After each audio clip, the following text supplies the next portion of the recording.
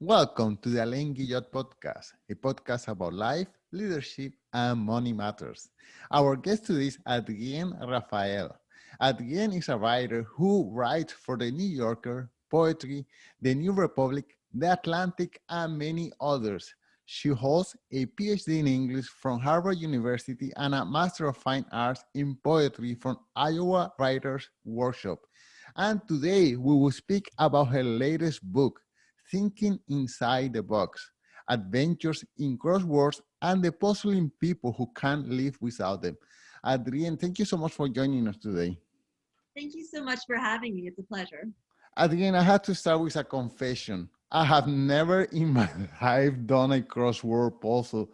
It's just, I don't have newspapers. My first language is Spanish, and I had to tell you they have them in Spanish, but I just never got into it. So I feel ashamed to have this interview with you without going to the effort of doing one, at least to know what it feels like.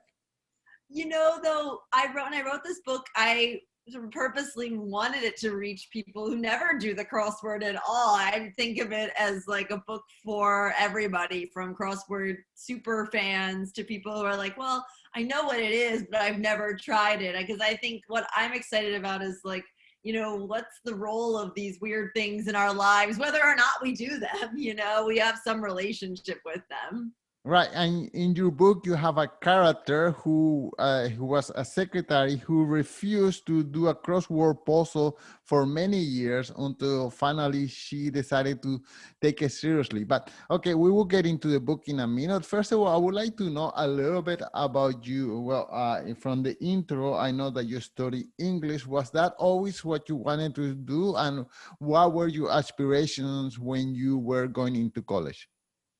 Yeah, so I've always wanted to be a writer ever since I really can remember. And it wasn't, it's funny because I never really had a question about, I had all these other aspirations too. When I was a little kid, I was like, oh, I love geology and I love, biology and I love all these other things. But in the back of my head, it was always, I kind of wanted to, I was so interested in everything, but like a little bit. But by a writer, if you're a writer, that's great, because you get to like dive into a subject, really get immersed in it, get to know it, get to do that. Like really, you have to be interested in everything as part of the job. And so for me, that's been so exciting. And so yeah, so I went to college.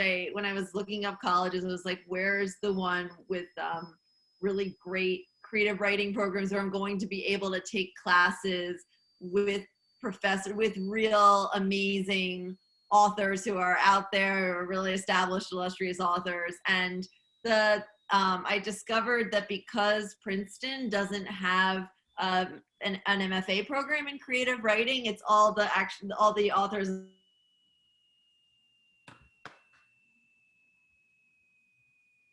college research was like, oh, Princeton has, they have Toni Morrison and Joyce Carol Oates and John McPhee and Paul Muldoon and Tracy K. Smith. They have all these incredible authors who are forced to teach only undergrads, so I'm going to get to study with them. I was very selfish about it. And so, and I really at that point did know that I wanted to really learn from these people who are at the top of their craft. And so I was fortunate that I got in, and then I just stuffed my schedule with as many creative writing courses as I could take. And not only that, but you also seem to love poetry. So can you tell us about your love affair with poetry? Yeah, poetry is really my main form of writing, I would say. I love poetry because it really is the form that I think allows you to just be as close to the language as possible. You're just right. I love thinking about not only what does a word mean today, but what did it mean yesterday and 400 years ago, and where did it come from, and what's it going to mean tomorrow and in the future. And so for me, also, poetry is really close to music, right? So I think so much not only about what a poem is often less about what it's saying on the page and more what it sounds like. What are the rhymes and the off rhymes and the near rhymes, and what is the feeling that you're getting through a poem. And so that's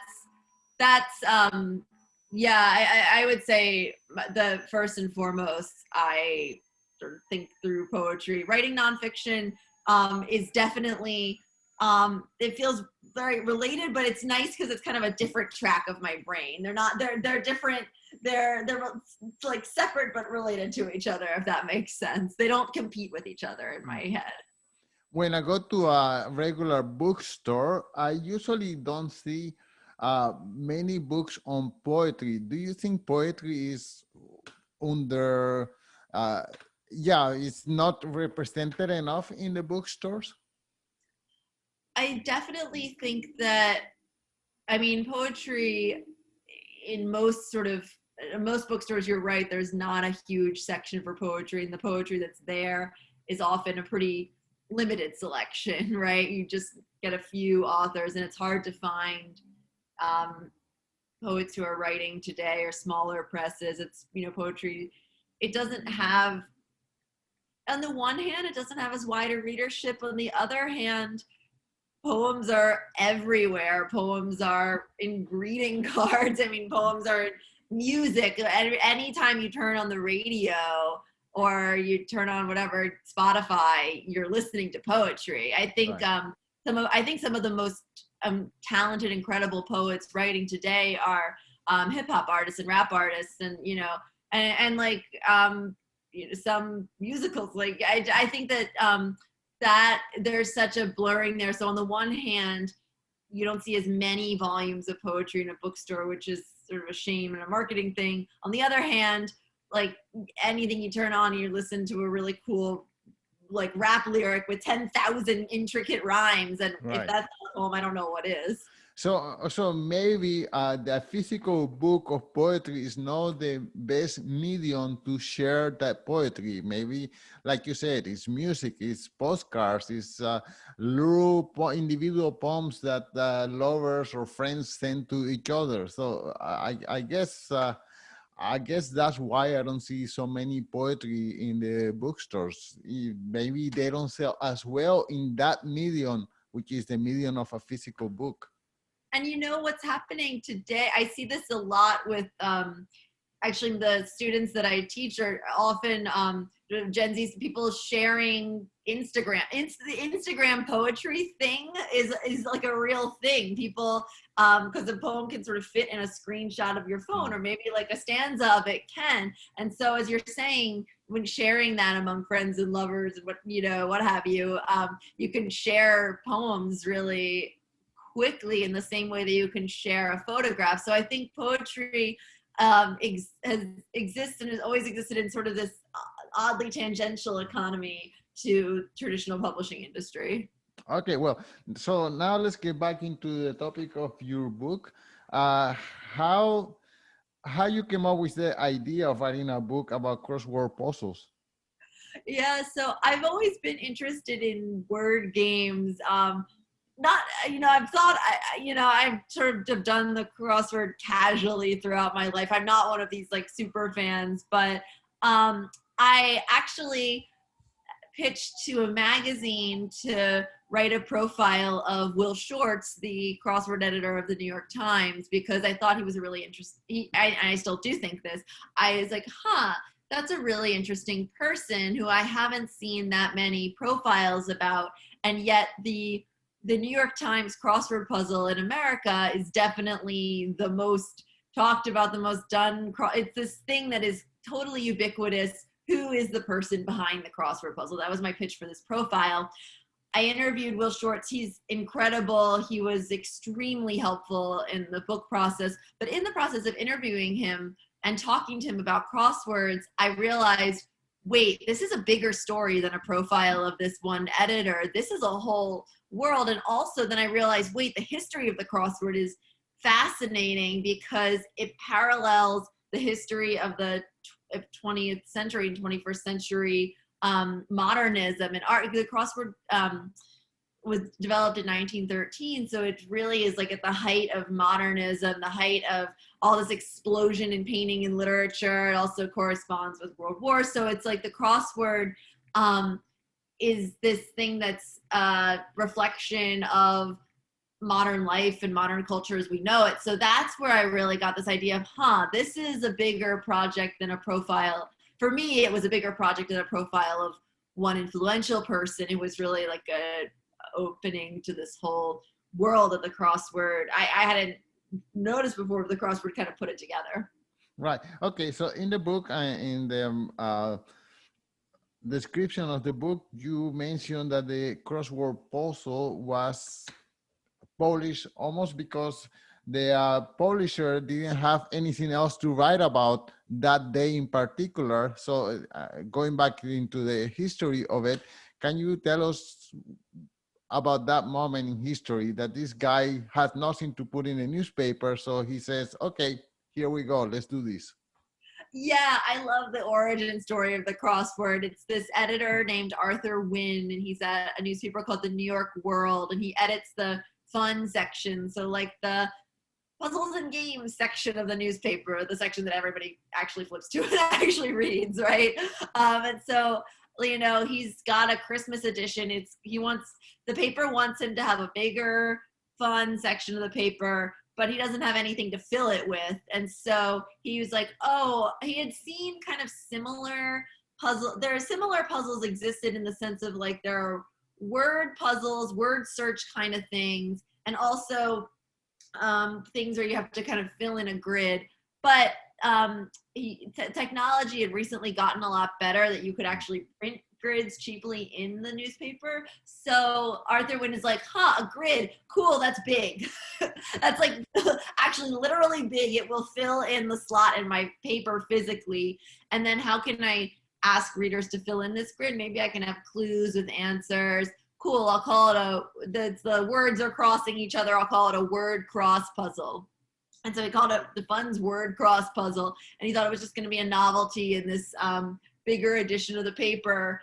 But then readers loved it.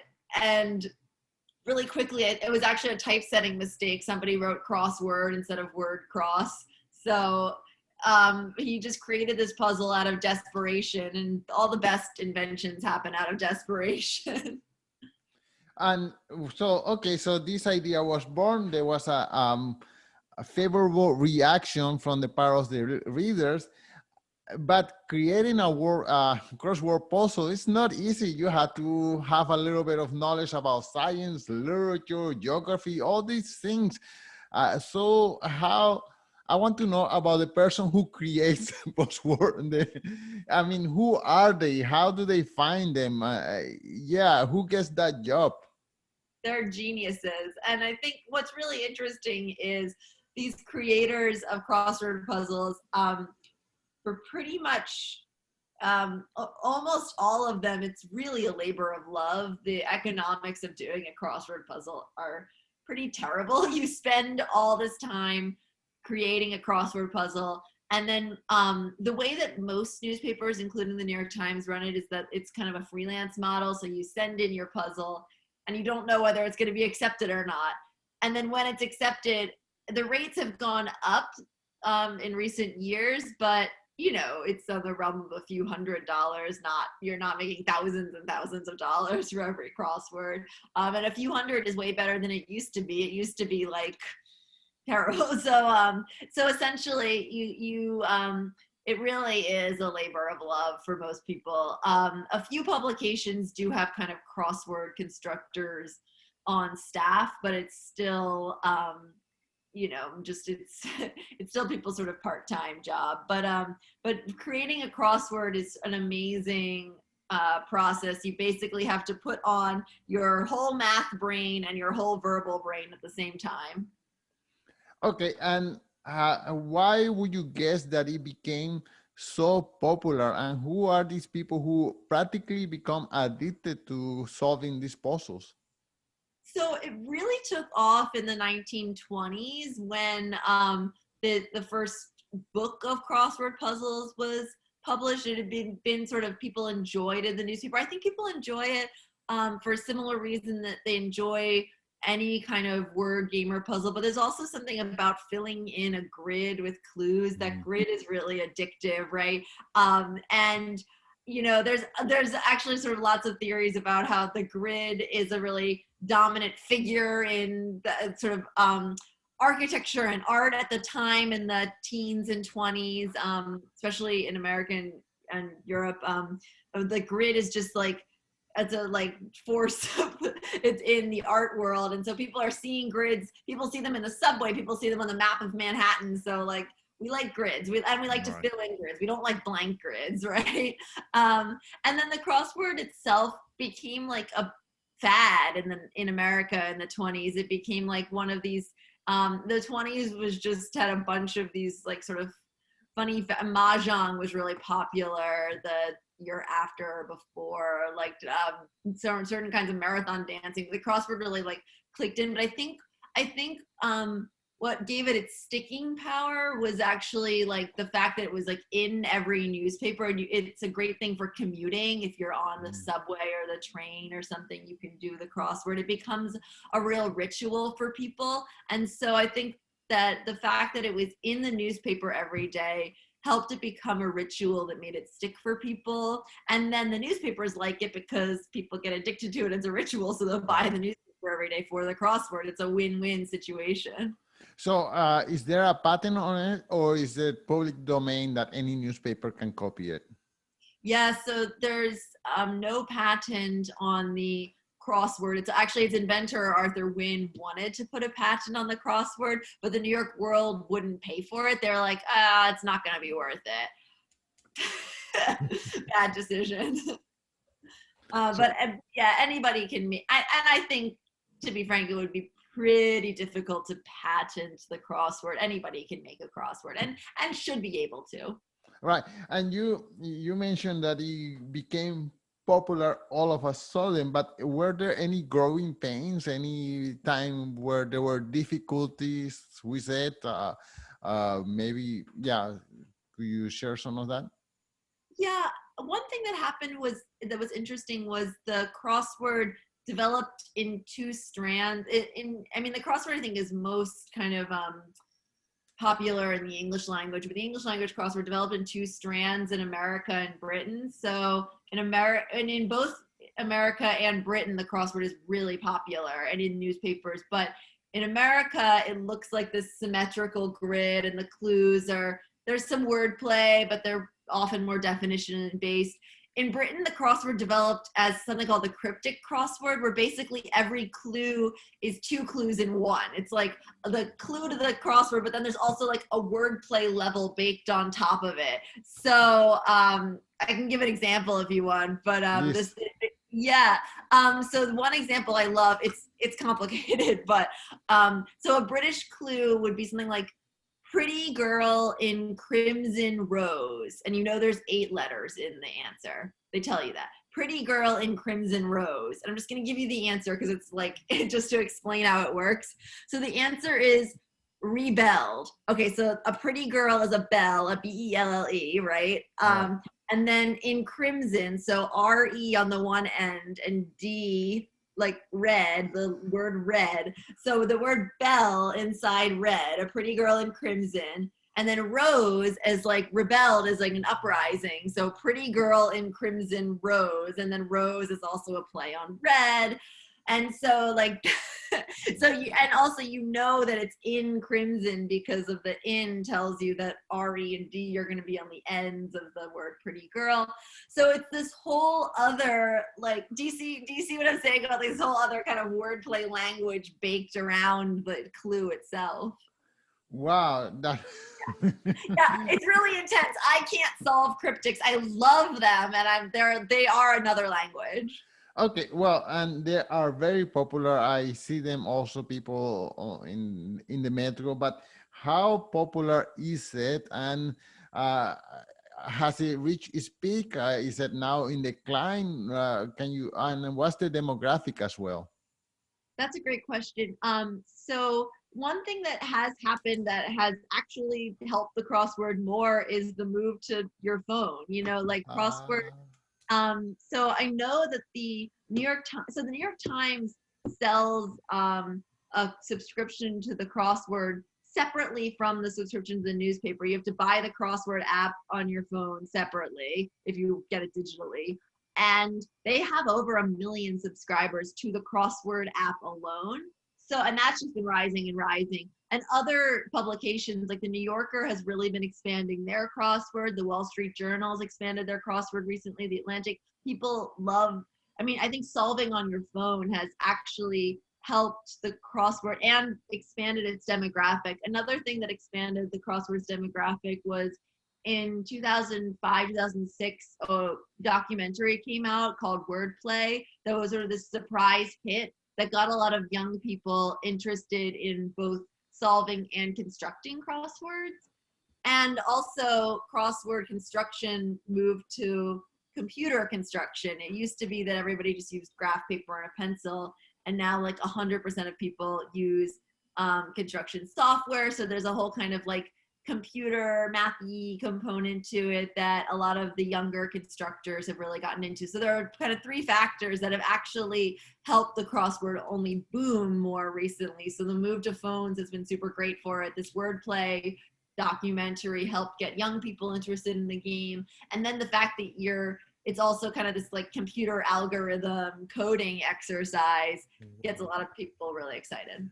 And I guess each publication makes crossword puzzles according to the audience. For example, the Wall Street Journal will make one that is business related, and maybe people will make one that is artist related. Is that how it works? That's a great point. The crossword does kind of reflect its publication. So the New Yorker's crossword is more kind of literature, film, humanities, history based, I would say. The New York Times is very general on purpose. The Wall Street Journal is more business, economic.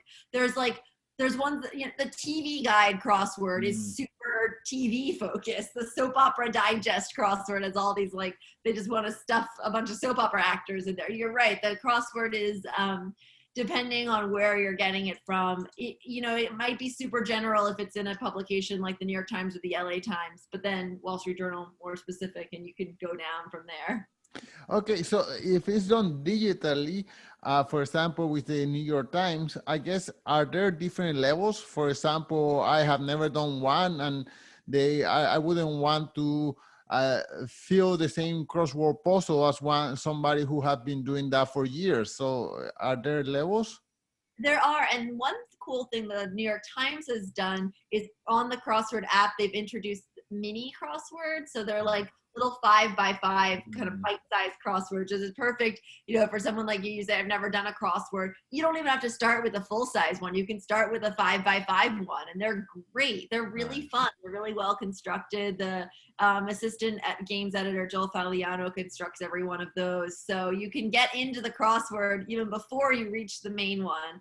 And then it's scaled up. So basically Monday through Saturday. Monday's the easiest, Saturday's the hardest. So the New York Times. The New Yorker does it backwards. Monday is the hardest, Friday's the easiest. But yeah.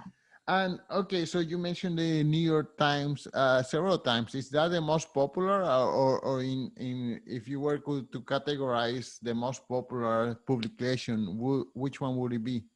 Yeah, I mentioned the New York Times several times because in America, that crossword is sort of far and away just the most, it's the most done crossword. People like, that's the most popular one. The USA Today crossword, I think, has like a lot of readership, but like the one that sticks in people's head is like, what's the sort of gold standard in terms of volume and quality? That's the New York Times crossword in America. I will say there are lots and lots of crosswords that are just as good, if not better, than the New York Times crossword, but that's like, everybody agrees that that's just like the main crossword in America.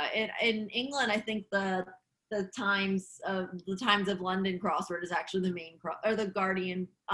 There's a couple over there that kind of vie for it, but in America, just sheerly in terms of like volume of people who do the thing, and the New York Times is definitely the number one. But you mentioned in your book that for a while the New York Times refused or didn't want to get involved into it. I guess it was beneath them. Can you tell us why? And then at what moment did they decide to start doing them? This is really interesting. Yeah. So in the 20s and 30s, pretty much every major publication, newspaper publication in America has a crossword, except the New York Times is like, oh, well, we don't need a silly game to entice readers. You know, they will be enticed by our serious journalism. Like, we don't need to pander to the reader. They changed their mind in World War II, actually. Like, right after the bombing of Pearl Harbor, an editor sent a memo to the publisher and said, these headlines are dark and they're going to be really bad for a really long time. And we need to give readers something nice in the newspaper that is just like fun and like, oh my God, we need something for them. Can we please have a crossword? Turned out the publisher actually really liked crossword puzzles. He'd been buying rival newspapers to get the crossword. So he said, sure. But he said, you know, if this is also why the New York Times, I mentioned it as a gold standard, because the publisher said, okay, we can have a crossword.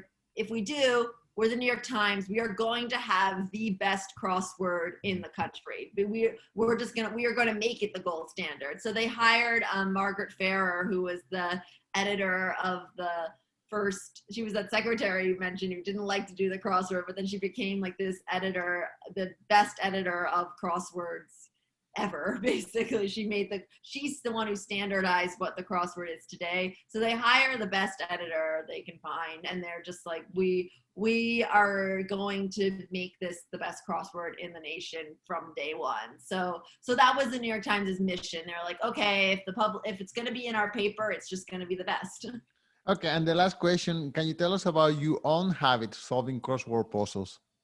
Yeah, so I got I would say I definitely got more addicted to them as I was writing the book, and I like to solve them at night as a way to kind of unwind and a way to you know, it's hard when you're sort of, especially these days, if you're on screens all the time, you're just like sort of thinking about a million things. The crossword is really a nice chance to focus your mind on something specifically, and you know that it's a puzzle that you can get frustrated, but then you know you can hopefully solve it at the end. So it's a really specific focusing goal, and it really helps me to get a little bit out of myself at the end of the day and into this puzzle. I also like to compete against some friends of mine, you know, who can solve it the fastest.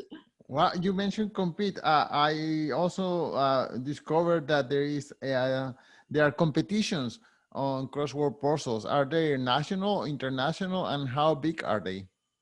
Yeah, so there are lots of crossword competitions actually, and this is something that there were competitions back in the early days of the crossword, but then they kind of fell out of fashion, and now they've definitely revived and are booming. The American Crossword Puzzle Tournament is the biggest one, and that has over 700 people every year. It had like over 1,000 online, you know, and they get, even though it's the American Crossword Puzzle Tournament, I know they get international people as well. So, and I think there are crossword puzzle tournaments across the globe. So, and definitely online, if you want to solve them, you can enter a tournament. It's pretty booming right now. It's a fun scene.